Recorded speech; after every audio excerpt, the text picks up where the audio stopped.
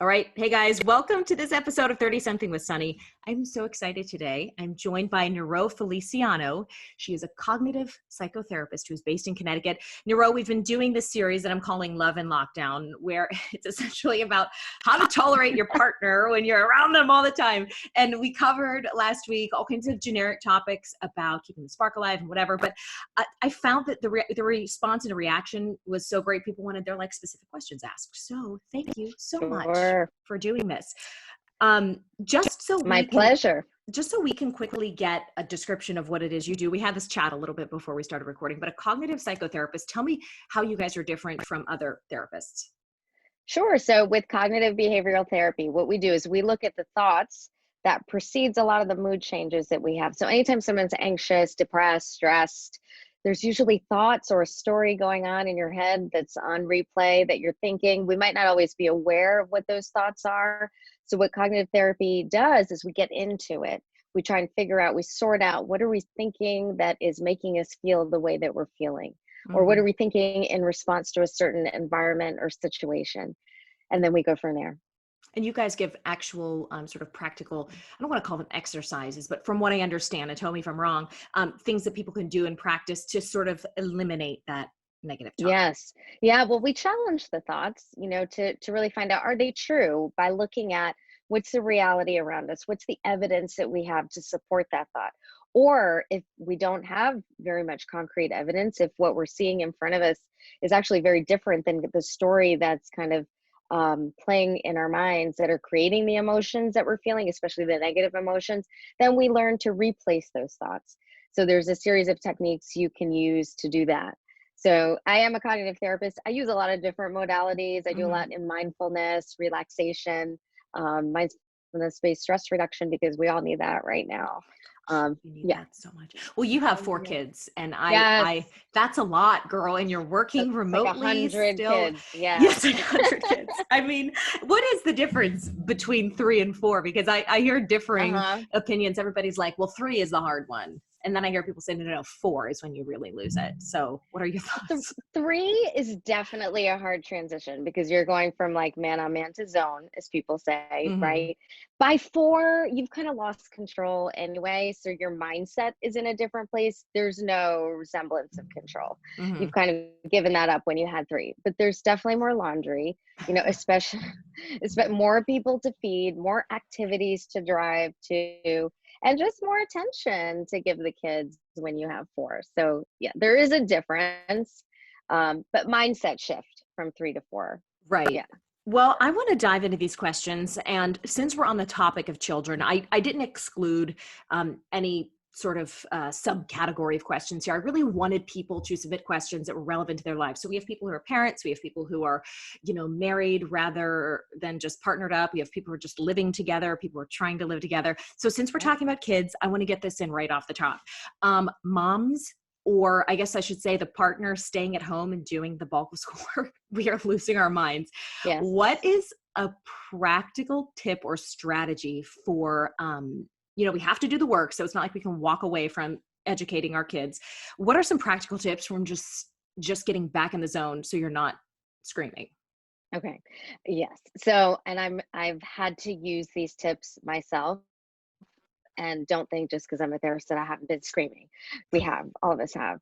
It's hard. This is hard. Hard. And I think one of the things I've said from the beginning, yeah, one of the things I've said from the beginning is that it's more important that your kids feel safe, that they are feeling cared for, than what they're actually learning during this time. I mean, it's a global pandemic. This is not a time for major academic accomplishment, right? Especially if you have a kindergartner, first grader, second grader, they're little. So I think one thing is to just check your own expectations. What are you trying to do here? What is so important that has to get done? Because what we have to do is look at where are you emotionally, where's the child emotionally? Is it really necessary to get everything done today? Do we need to take breaks? So I think just be realistic. What we've all been asked to do is a lot right now. I mean, it's hard just navigating parenthood, let alone work, Mhm. parenting, feeding, cleaning up, meal planning all day long in the middle of a global pandemic. So I think to be very realistic and to keep your expectations very fluid, right? What works for one day might not work for another day, but go with it. Go with Mm-hmm. it. If you need to take a break, take a break. If your kids need to take a break, give them a break. I decided a few days ago, I said, hey, look, if we're not getting all this work done by a certain time, screw it. Like, we're not doing anymore. You know, they're going to be fine. They're going to Yep. be fine. But we all need that break in the downtime. Did I permanently damage my 5-year-old when I looked at her the other day and said, Mom is going to have a nervous breakdown if you don't stop talking? Her poor little face went, what's a nervous breakdown? I mean, I was a little Right. dramatic, but like, am I Yeah. damaging my children by being so She, frank with them? I don't know if they can handle it, but I really was ready to lose it. I know, she learned a new vocabulary word, There you go. like when, totally. Oh, Lordy, Lordy. Okay. No, It's, no, it's a no. lot. They're seeing our humanness. Right. They're seeing that we're human. They're seeing that we have limits, and hopefully we'll all navigate setting boundaries Mhm. together as the time goes on, and they'll learn how to do that as well. Well, and I'm not obviously not a therapist or an expert in any way, but I have implemented something and I've been doing this for quite some time, mainly out of guilt, but I find that it really helps my kids to understand why I lose it sometimes. I apologize when I lose my shit. I'm like, listen, Yeah. I'm really Yep. sorry. Like, and people are like, well, how are they ever going to know you're in charge if you apologize? I'm like, because I was an asshole. Like, I need to apologize to my kid. Yep. And I say, like, even today, I said, you know what, guys, I'm really sorry I screamed. You didn't do anything. Mommy's just really grumpy. But I mean, what are your thoughts on that? Is that like, I guess, putting ourselves on their level too much that they won't respect us as an authority? Not at all. I think actually they will respect you more if they see you owning your mistakes, and they're seeing, like I said, that you're human. And what we're doing as parents is we're modeling behavior for them. We Mhm. want them to learn, one, it's okay to make mistakes, and two, you can go back and own it and apologize for it. We are not living a life where you absolutely cannot make mistakes and your faults follow you everywhere, right? Your errors. We're all human. So I think that I've always said that as a parent, it's so important to be able to have a do-over. And we're Mhm. teaching that for our kids too. If you make a mistake, you can apologize. We can do this over. And Mhm. then we move on with it. So, especially now during this time where we're all making many mistakes based on how stressed we are, what the situation is, what news that we heard in that day of people who are affected by this. Mhm. So, I think apologies are huge and so important. All right. Well, I will be So yeah, utilizing no, that tactic. good. Well done. Well done. Thanks. Well, I can admit when I'm a jerk. Okay. This is a question about relationships and division of Sure. household labor. She writes, how do we work on division of chores when we are both here all the time? Conversely, how do you balance the work and make sure that one person doesn't get overloaded when one person is still working outside of the house?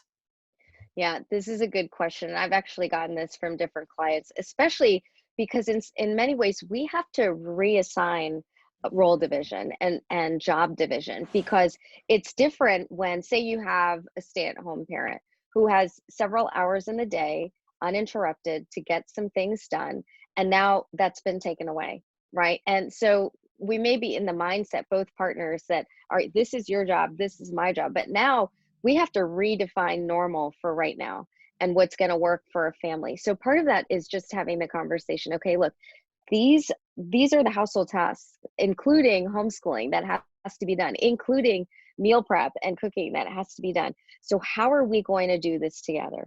What are you good with doing? What am I good with doing? And then again, this is all about flexibility.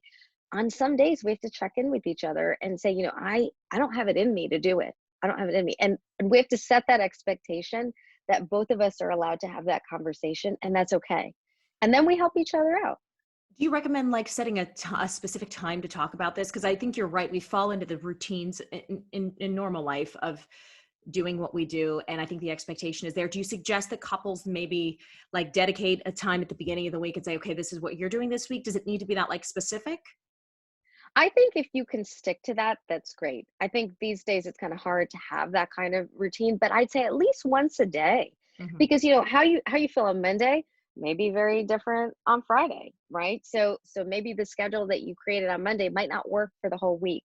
Hmm. But daily, just like a run through in the day in the morning. Okay, look, this is what it looks like for today. And also check in with how the two of you are feeling. Like, how are you doing? You know, how are Mhm. you managing? By Wednesday, you might say, I'm so done with this. I can't do this homeschool anymore. Please, can you help me out with this? Can you help me out Right. with this particular child? So I think it's important to have these constant check-ins as you go through your week. I love that. We frequently do that, and I mean, it's like you said, it's uncharted territories. So Yeah. it's good to know that that tactic of just like being open and communicating your needs, like, takes precedent. Yeah. This is a question we got several times, and I'm paraphrasing because multiple people asked, how do I get in the mood, and why does this quarantine mess with my sex drive? Oh my gosh. Yes. I mean, a huge impact on intimacy. And you know, you have also heard conversely, all the people who are like, oh, there's going to be all these corona babies. I'm not so sure about the corona babies, you know, just because sexual desire is so multifactorial, and especially for women. I mean, there are men who experience it this way as well, but men more tend to be able to compartmentalize stress versus sex. You know, there's different boxes for those two things, whereas women, it all kind of flows together. So, stress, responsibilities, just worry and anxiety in general, health related anxieties, all impact our level of desire. And then there's the tiredness, right? So people may be feeling more tired and more emotionally exhausted by the end of the day. So it is very common to have a decrease in sexual desire. What do we do about this? Now that's a good question. One, I think just focus on connection, right? And this goes back to, and I saw on your Instagram page and I loved it. You talked about the love languages. So you know the love Mhm. languages, right? Are we feeling loved and cared for and connected to our partner? And that can happen in a in an intimate way that's not sexual, but that can actually set the foundation for sexual intimacy later. So are we doing things? Have we made time for ourselves to do things that we enjoy that make us feel connected? Are we watching a movie together? Are we even just reading a book in the same space, that so Mhm. we don't have to talk, but at least we're kind of connecting in that way. Talk about the things that you like together, go on a walk together, and Remind us of separate. the love languages again for anyone who Sure. doesn't know them. Yeah, so there are these five love languages, and this book was originally written by Gary Chapman, and it's such a great resource, especially if you're feeling disconnected. And it talks about each of us having a love tank, and we can describe it. And this is a great way to check in with someone as well. Like, how full is your tank right now? You know, Mhm. I'm at like 50%, you know, or maybe you're at 20%. In that case, that partner needs to step in, and that might just be your energy for the day, right? But you can also use it in the analogy of how you're feeling in terms of connectedness and loved by your partner. So there are different ways people, depending on how they grew up, how they experience love. For someone, it may be words, like we need compliments, we need verbal affirmation of what we're doing. For someone else, when your partner does the laundry for you know, for the family that day, or helps out with chores in the house, like that could make you feel really loved. That might look really sexy to you at this point, right? If you don't have to do that. So Guy holding the laundry basket. you know what I'm saying? So, things happen during Corona like that. So, um, the level is, so acts of service. That's another one. Mhm. Gifts, small tokens to show that I understand you. For some, they experience love in that way, but for many people, it's quality time together. Actually, being able to spend time together, talking with each other, things like that. Yeah, I noticed You were too gonna that say, when I have like a break between, I mean, not to pull back the curtain too much, but like, you yeah, know, at yeah, nighttime, most people get busy at nighttime, but like I have to yeah, have some time after bedtime routine with the kids. Like I can't yes. go from like mom to like, you know, ready to like hop in the No. sack. Like I need a little like a window of time because Yes. it's like Superman. You got to put on your cape. I mean, it's a whole mindset. You know what I mean? Like you Put can't, on your cape. sometimes I'm just like, oh my God, just like let me get out of this mode for like I just Yeah. had someone like crawling over all over my body to like Right. come out of the crib Right. for the past 2 hours. So yeah, Absolutely. you need that like little demarcation, line of You demarcation. do. And yes, that's a good way to put it. And just a little time to transition, Hmm. to kind of feel Yeah. yourself, right? And to be in a different mindset. And that's very normal for women. Like I said, we Hmm. don't compartmentalize the way men do.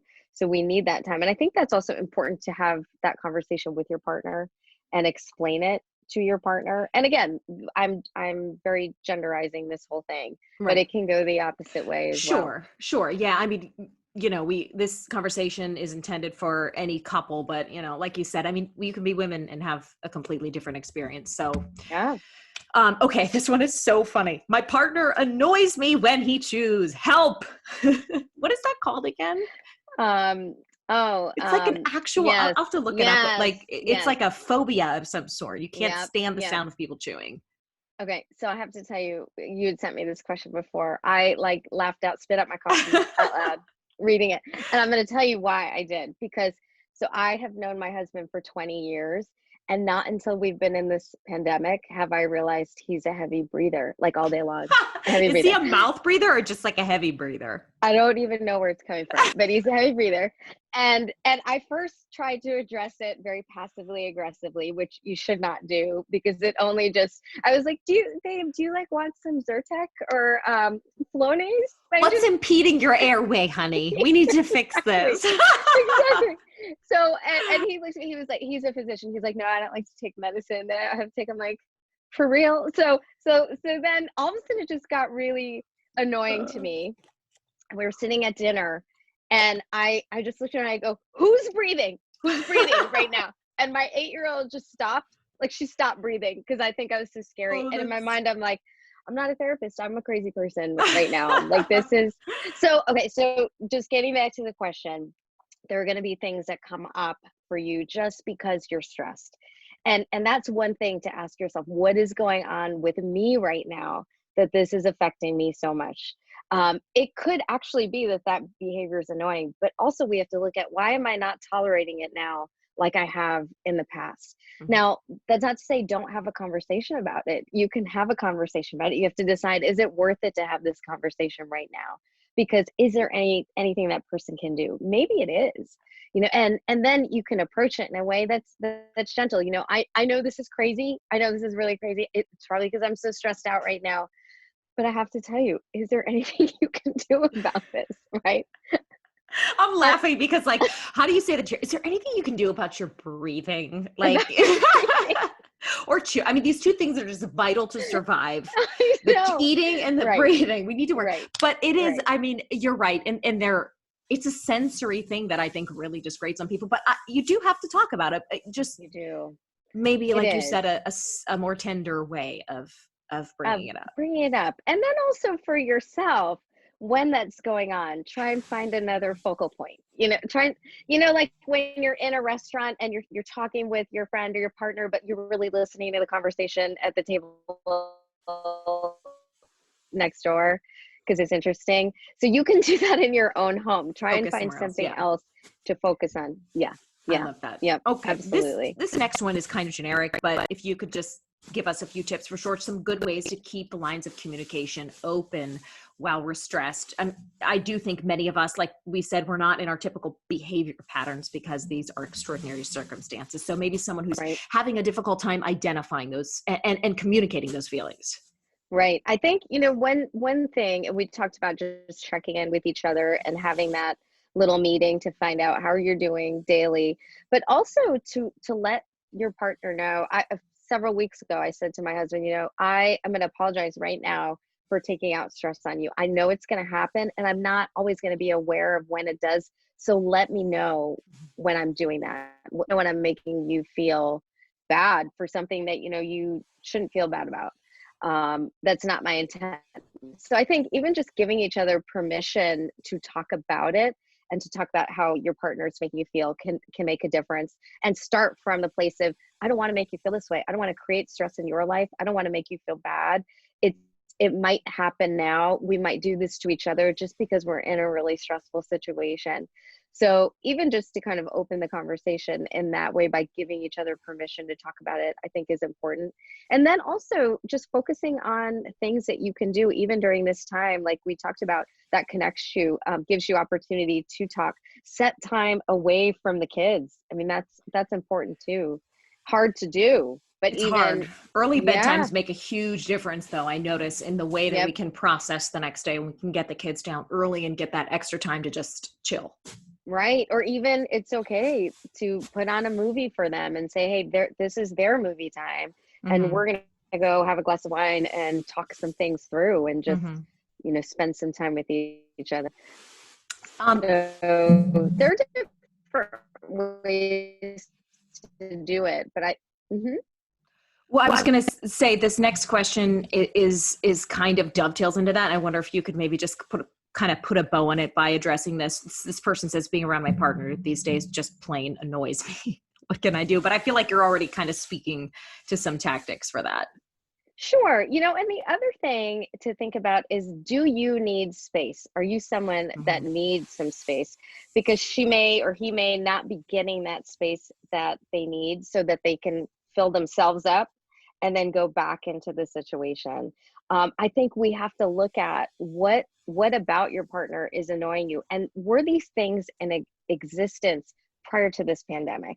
Because right now that's what we're seeing too, underlying issues in relationships that actually have been there before, but we've had the space to ignore it, we've had busyness to ignore it, we've had our own schedules to ignore it. Now they're coming to the surface. So I think one thing for that person to think through is, what was here before, Mhm. and do we really need to get into it and talk about it now, because we don't know how long this is going to be.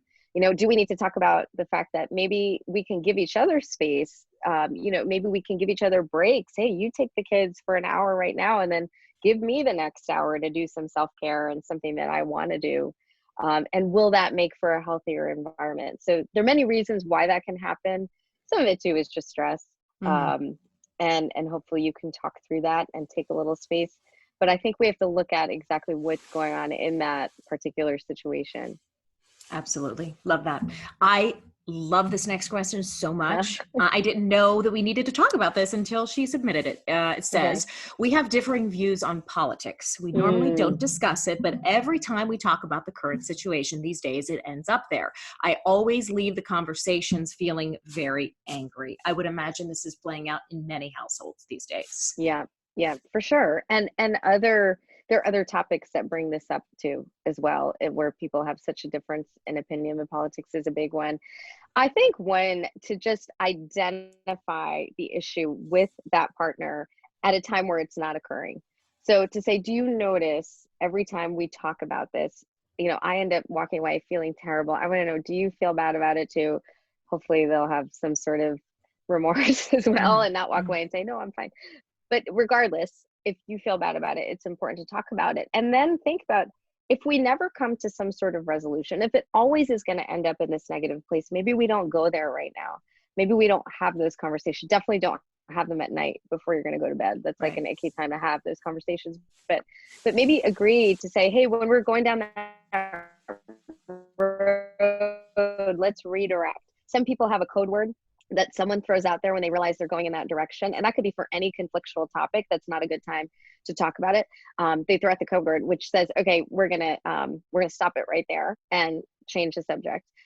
If you know that that's where it usually ends up, in a negative place, people don't feel good, now really is probably not the best time to talk about it. So don't get into the specifics. Say a press conference is on. This Right. situation plays out multiple times a day. We're getting press briefings and the radio's on, or a podcast is on, or the news is on. Right. Would you go so far as to tell this couple or anyone dealing with this, just shut off the TV? Here's the problem, though. Yeah. I have to say this because I've seen this play out so many times, and I think politically speaking, people are passionate about their politics, usually for reasons that have nothing to do with party lines, but everything to do with emotions and the way they Yes. perceive the parties Hmm. dealing with issues of humanity, issues of basic issues of care. And so it doesn't even become a conversation about politics. It comes No. across as a conversation, well, this party treats people this way and this party treats people that way. And because we're also intertwined, it's really hard to like kind of pull back on that right now. It is. It is. I would.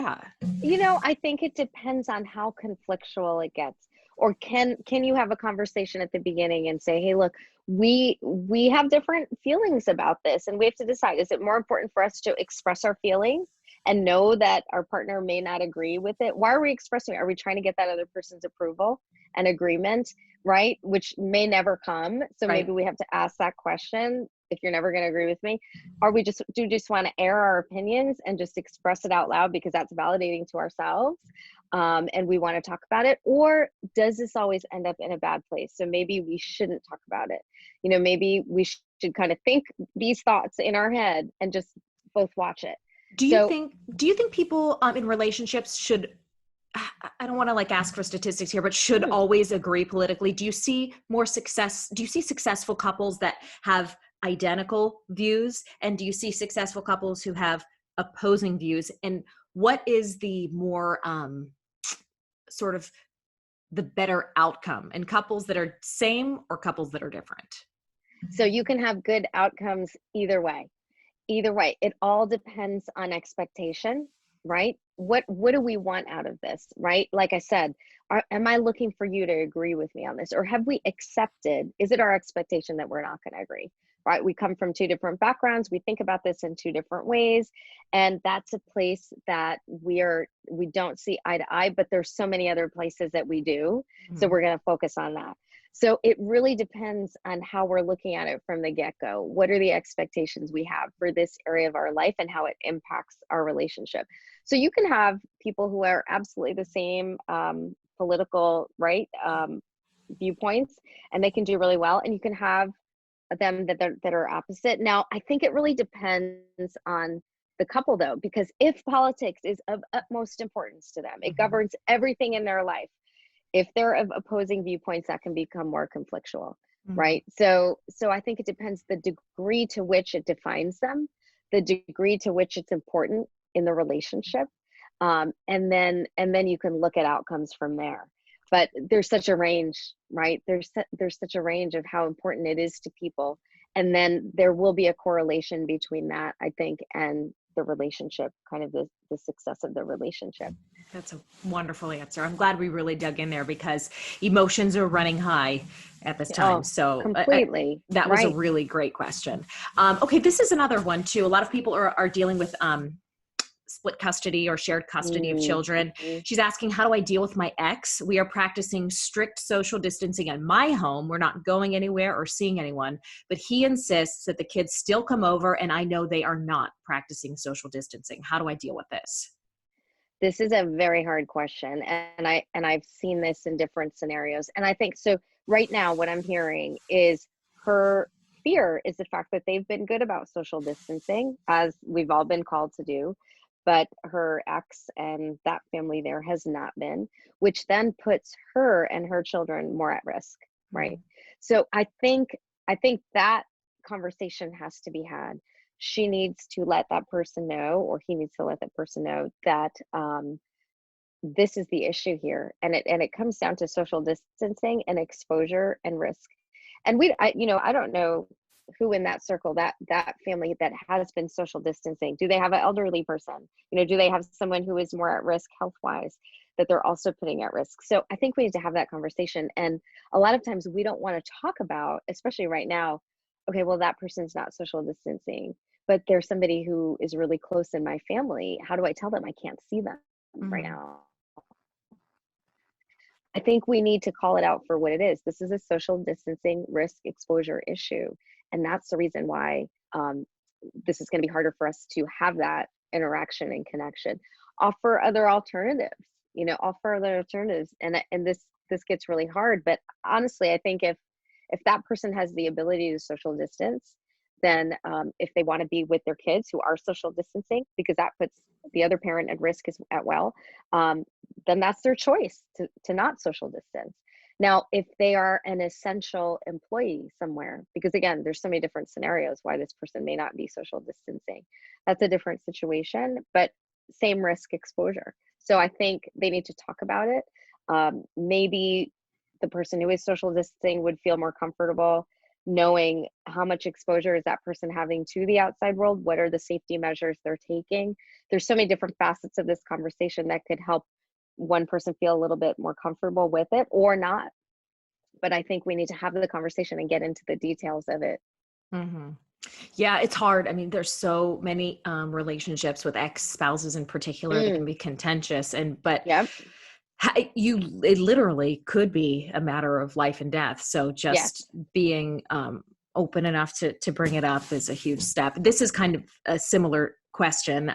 It says, my family, siblings, grandparents are not practicing social distancing, and now they're getting upset with me because I'm not letting them see my kids. I'm not sure how to handle this because now I'm getting calls and texts about it every day. My grandma even showed up last week after I told her my son was sick. How do I keep firm while still keeping family relationships intact? It's tough, and especially with grandparents I who know, they're the should sweetest. be, yeah, so Can't sweet, say but no to gosh, granny. but they're the highest risk group, Yeah. right? So I think, again, you have to explain it from a social distancing risk exposure standpoint, and also reaffirm that, this is not, we don't want to see you. We love you. We love you. Have the kids drop pictures for them, drop them off, do drive-bys. We did a drive-by my parents' house because my kids are used to seeing them once a week and we haven't seen them. So we just went, they stayed in the car. We left them pictures, we dropped them, food off, and they got to see each other, but everybody felt safe about it. They FaceTime them once a day. So there are other ways that we can connect, and maybe ask that question, because we really are trying to social distance. We want this to be over as soon as possible. And this is the part we feel like we have in it. These are the other things that we could do to connect. How do you feel about that? And honestly, at this point, these conversations can get contentious. They can, but that's something that we're going to have to just sit with and not try and make go away right now, because we can't. And that's not our priority, is to kind of repair those relationships. At some point, we'll all be able to get together and see each other, right? So right now, I think it's important to draw those firm lines, as we've been told to do. Yeah, I love that. Okay, this is good too. A friend says, I need 30 minutes of me time, but I have a needy partner who wants to be together all the time. Maybe we can give her a line or two she can say to her guy. Yes. Yeah. And again, I think we interpret it as rejection when we want to be with someone and they don't want to be with us. Why don't they want to be with us? And maybe we start to question their affection for us or their love for us. I don't know how new or old this relationship is, but everybody can go through this at different points. I think it's important to explain that, especially people, and I think many people need their own space and their own time, that having that time enables you to go back into a family situation or a couple situation and be more present and loving. Like I say, like when I'm in witch mode, I need room on my broom, so if you have I love little that. ones, you know what that means, right? So We have watched that no fewer than like 65 times. It is, yeah, it's really good, right. actually. It's a great point. Give me that space. So, and then I can come out of that mode and be that person that you love and that you want me to be. But I need that time to kind of refill myself. I'm not putting that responsibility on you. I'm taking ownership of that, but I'm going to come back into our time together more present and more full and more loving. And this has nothing to do with whether or not I love you. Just So reaffirming maybe that something it's like that. not their problem. Yes. Yeah. Yeah. Okay. Yeah, Perfect. absolutely. This one says, my husband is an extrovert and I'm an introvert. He is always around. How do I deal with this without hurting his feelings? And I think people sometimes misinterpret the meanings of extrovert and introvert. So let's start there and then we'll tell her how to deal with this without hurting his feelings. It's kind of like the other question, but I'll let you go. Right. It's very similar to the other question. And the funny thing is, so many people thought with now all the social distancing that the introverts would be so happy that they'd be home, but they're home with everybody else. So this is not a great situation This for is not them. mean time for the introverts of the world. No, not at all. And I think it goes back to saying, if you think about it like a tank, right? Like a gas tank even, until I have some of that time, I start to run on empty. I need to fill it back up so that I can go out and then be the person that everybody knows. And especially for introverts, that makes a big difference. I think it's important to have specific examples in the conversation. Look, like this is great. I'm okay with this, but this is sometimes gets to be a little too much for me. And I need a little time on my own. Was this the 30-minute question? Did you just ask me I need 30? No, that was the question before. I mean, it's kind of dovetailing, but this was the one that was, my husband is an extrovert and I'm an introvert. And she's saying he's just always around. She wants to get space to refill her tank without hurting his feelings. Yeah. And I think go back to say that, I love you. And Yeah. This is really not about you. Most introverts have been like this most of their life. So this is something I was born with. This is how I'm wired. It's part of why you love me too, right? Because this is who I am. And this actually taking this time apart and doing some things on my own is going to make me more me. It's going to help me process what's going on in my mind. So it doesn't come out in other ways. It's going to help me manage my own stress rather than let it overflow everywhere else. So I think if you explain it in that way, hopefully this person will understand. Right. This has not been a party for us extroverts either. I mean, I thrive on other people's energy, and I feel like I'm like this, like by the end of the day, I'm like getting energy from this one. And then it becomes like a motherboard that's like overloaded and the system just crashes. So just so you know, it's hard. Do you consider yourself an introvert or an extrovert? What I'm finding as I get older is I'm an introverted extrovert. So I Okay. can be an extrovert. I can talk to everybody in the room, but I need that time where I think because I have 4 kids, there are like 6 people in my house all the time.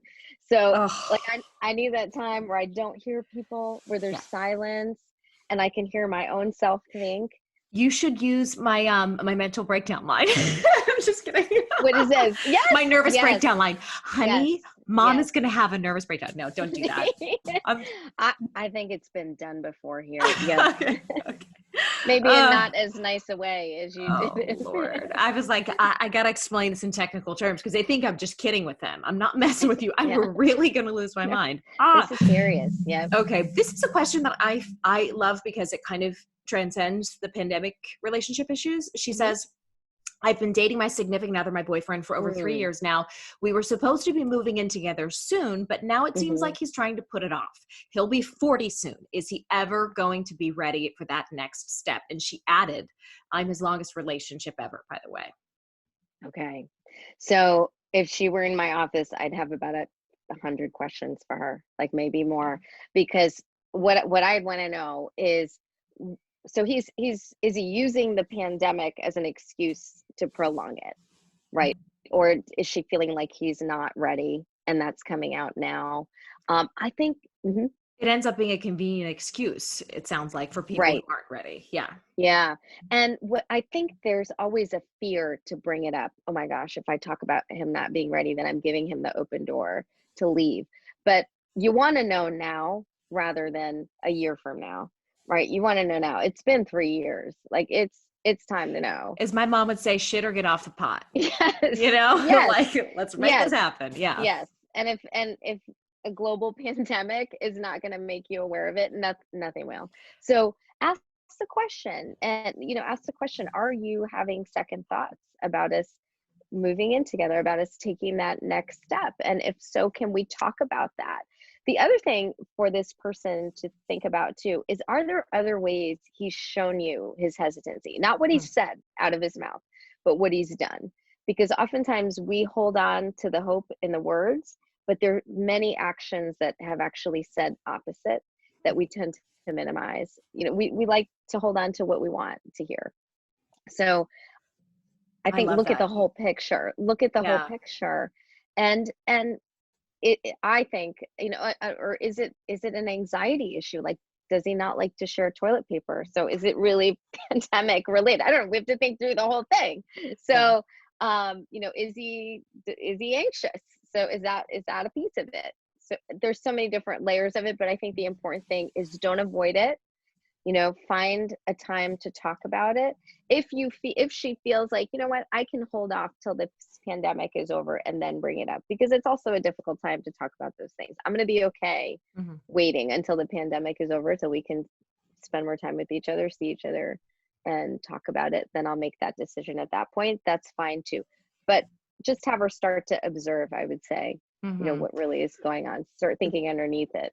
Yeah, I feel like every woman has had experience on some level with like asking a partner if he or she is ready to commit. And I feel like there's these two strong camps. There's people who are like, just don't be that girl, just like play it out, like focus on you. And then there's the other girl who's like, no, I need to know everything. I was in the second category. I know that people perceive it negatively, like, oh, you're going to come across as desperate. But I vibe with what you're saying, which is, this is my life. I have Mhm. ownership of my time and I need to know where best to spend it.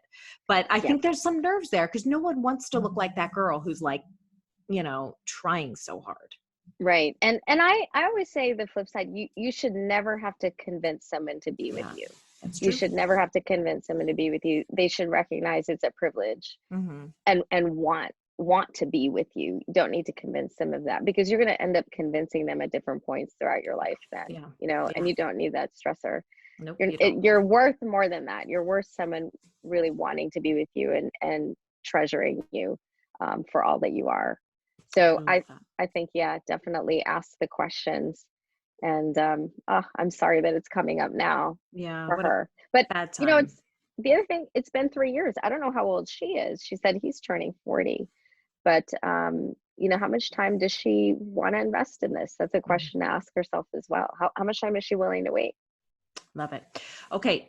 This one is about kind of being annoyed again. Having my husband home is totally throwing off our daily routines and the vibe. I feel like I'm a teacher and he's the principal in the room observing. What would you tell this girl? Okay. So, yeah, not a fun dynamic. I mean, that's a game you could play like when the kids are asleep in a different context, but not all Not through in the a day. pandemic. No, No. no, not no, no, no. So I think one thing we have to think about, what is making her feel this way. Is he standing over and observing? Is he criticizing? Is there something that he's doing? And is he even aware that he's doing it? So I think she needs to ask, or not ask, but tell him, like, this is how I'm feeling. Do you even realize this is going on? And then talk it through from there. Right. Right. And if she sees another way to do it, maybe he needs to be the teacher sometimes, or, do we need to distribute this responsibility differently? Definitely think through that and offer that in the conversation. Love it. How do you get your husband to do more with the kids since they're home now? And I guess we could expand this to say your Hmm. partner, the partner who's usually Yeah. not the stay-at-home partner. Right. Well, the funny thing is, because my husband is not the stay-at-home partner, but he's home now. Like, he's a surgeon, he can't do his at home. So, but I can. I asked him this question. He's like, "How do you get your wife to do more with kids at home?" Because I've been working a lot. A lot of people are stressed out. I think, again, it's to sit down and look at, even make a list of, okay, our life has changed so much, and these are the daily responsibilities now. And if you actually write them down on a paper and have the visual, I think it speaks very loudly. Ask, what of these things do you feel like you can get involved with? I can't manage all of it on my own, and it'd be great while you're home for the kids to have some time with you as well. Mhm. Um, Now, some of this may be not voluntary. They might not be jumping at taking some of these tasks. So maybe think through, what do you feel like that person can do, and offer that. Could you do this? And maybe it's not every day. Maybe some days are going to look different than others, but at least start looking at what has to be done, and asking, what pieces of this can you get involved in? Right. Would you go so far as to say, here's specifically what I need help with now that you're here? Or is that like, I know some guys, not just guys, but usually guys, because sometimes it's an ego thing. If you hand them a list, they're like, oh, how Yeah, do you yeah, do yeah, this? yeah. But I mean, would Right. you go so far as to say, here are the specific things I need help with? Or do you think that could put some people off? I think that should be a piece of the conversation if Okay. that person doesn't step into it right away. I think first, kind of set the tone by saying, "Look, there's a lot right now, Mhm. and I'm feeling like I definitely need help doing this. It's a lot for one person to manage," which, yes, it's a lot for one person to manage. Are there things, here we go. This is what our life looks like right now, that you feel like you could take. Are there things Mm. that you want to take? And if there isn't so much of a response, or maybe they're taking the bare minimum, say, "Hey, could you also help with this?" Got Right. it. So it's always more effective if the idea comes from the other person, right? If we can lead them to it, and then they can hop on board. But if they're not biting, then yeah, absolutely. And And you, I then you get think, out the post-it notes, honey, if they're not getting the idea, and you put them on their computer yes, screen or whatever, wherever they are. absolutely, absolutely. And also, if you have the type of relationship where you can be direct, I'm taking the stance that maybe that person's going to be a little defensive about it. But if you have that, go right out and say it. You know, Right. I need help with this. This is hard. Can you do this? I'll take this. Yeah, absolutely. I love that. Okay. This one says, I think this was a woman too. I'd love advice on how to switch over from work time to evening, like relaxing time. It all feels the same. So what are some things that we can do to delineate those two blocks of time? I was thinking about this because oftentimes we do this with clothing in real life, right? We come home, That's we true. change.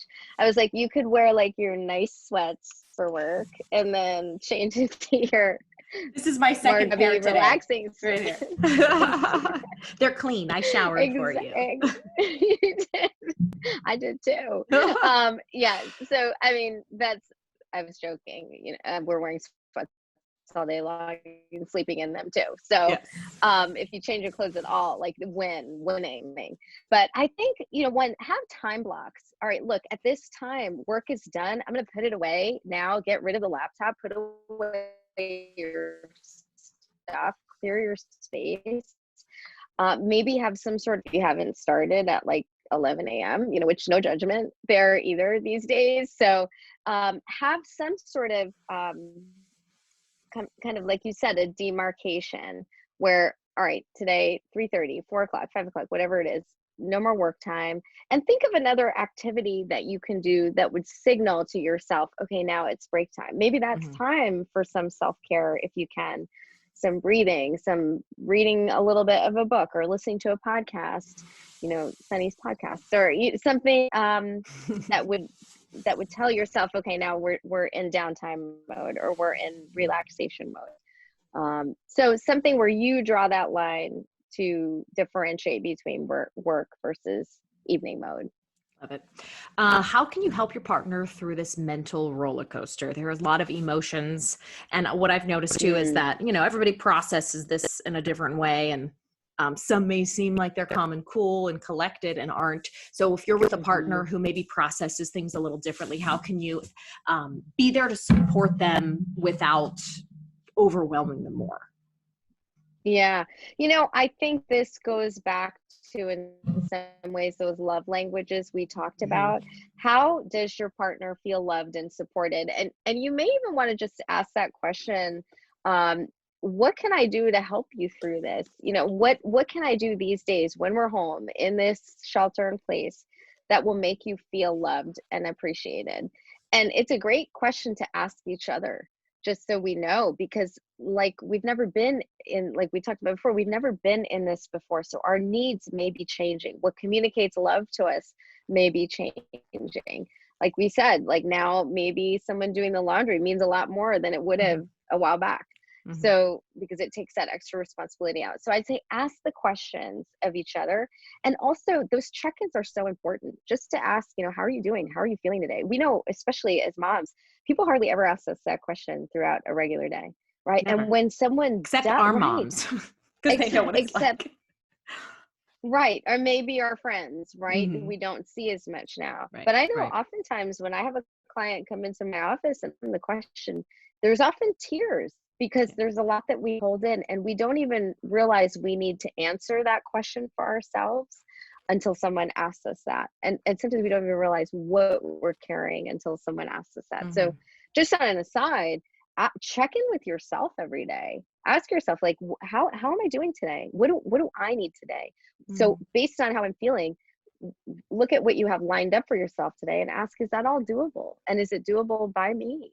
Right? Maybe some things have to go. Maybe we have to rearrange it. So part of it is taking care of your own self-care, but also checking in with your partner and finding out, asking, you know, what do you need today? How can I help you today? And hopefully that will become a question you ask each other. Absolutely. There will be some good that we take from this. And I say that non-ironically and non-sarcastically. Yeah. And I think that to me has been something that's gotten me through. It's, you know, whether it's a daily ritual or something that I've found that calms me. I mean, there will be something good that we can take out of this. On that note, I want to round things out with your thoughts on the fact that we're hearing reports of divorce rates going up in countries where this virus has peaked. And if people are scared for the stability of their relationships, something that you want to stress that they can do, that they can control to come out of this stronger than ever. Sure. I mean, one, realize that whatever you're feeling right now, it is under this whole kind of pressure cooker of the Hmm. coronavirus, right? It's magnifying everything right now. So things might get better. It's not to say that it's going to get resolved, but things may look different coming out of it when you have more of your normal routine back, more of your normal kind of self-care practices, even if that means just going out and seeing people and going to a job. So when things get back to normal, you might feel a bit better.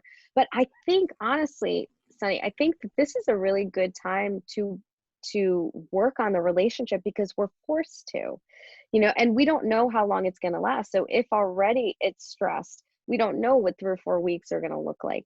And I think a great way to do that is to go online to that 5 love languages. Hmm. If you go to 5lovelanguages.com, you can take a love language test and see what your love languages are, because there are different ways that we can express love to each other, even in this time, in this pandemic, when we're at home together, but we may not be aware of what our specific love languages are. So I think in terms of a couple, that is a very simple thing you can do that can yield really good results, great results, just to increase the positive feeling between the two of you.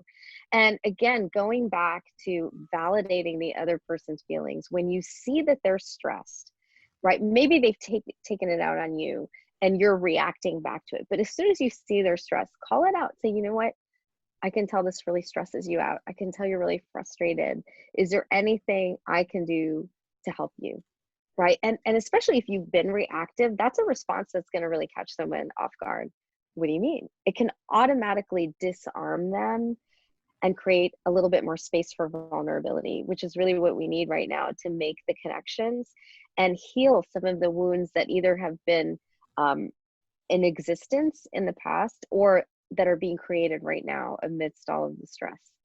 I love that. I love finding a positive in it. And like you said, this could very well be relationship boot camp for a lot of couples out Yes. there. And Yep. maybe if we focus, like you said, on finding things that we value in our partner, qualities that come out during times of stress that maybe we haven't seen before, then we can kind of keep positive. But Right.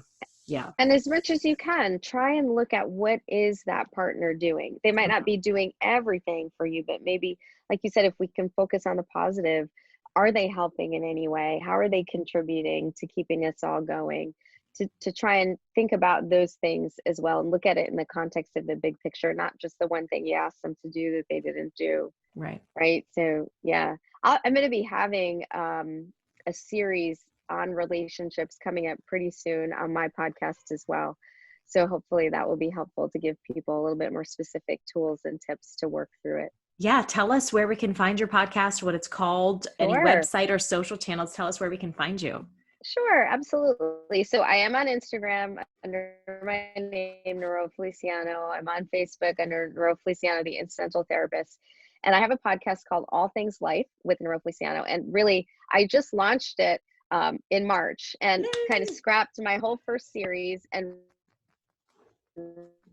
redid it all about COVID-19. So I have different mental health experts, nutritionists. I had a sleep expert on there now, just helping us navigate this new normal that we're going through right now. So there's a lot of resources on the podcast, and then on my website, neurofeliciano.com. There'll be more on there as well.